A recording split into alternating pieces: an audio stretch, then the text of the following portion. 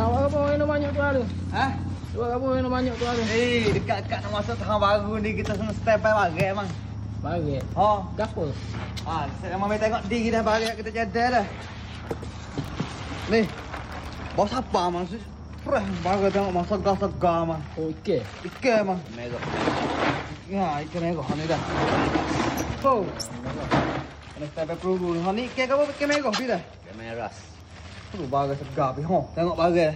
Baru-baru. Bagai baru ni dah.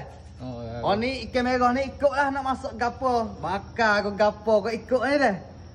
Ikan merah. Oh ni ikan gapo? Kita tak tahu tak ni. Kita tak tahu apa tu. Tak tahu pasal ikan tu. Oh ni ni.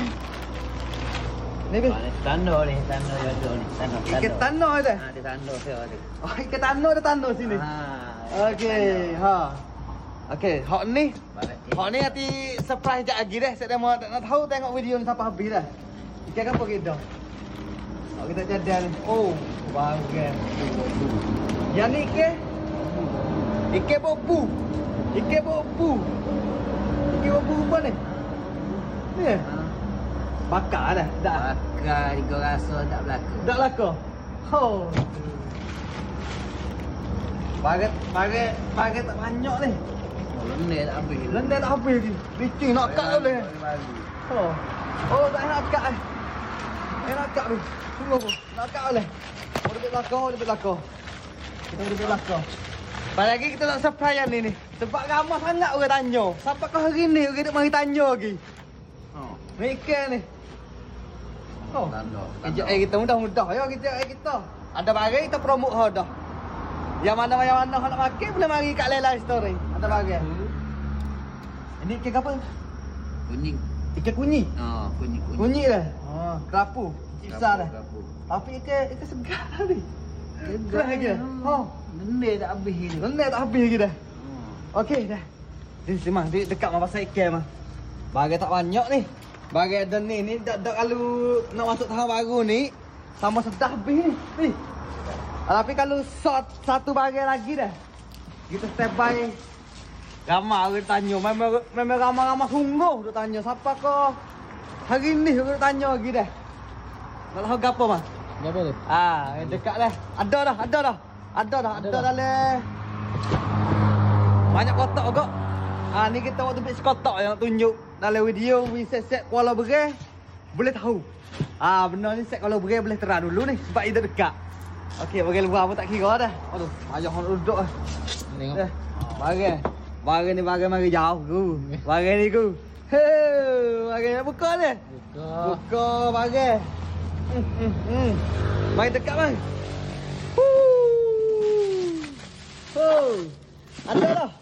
Ada dah set demo. Orang ramai orang nak tanya yang itu snow crack.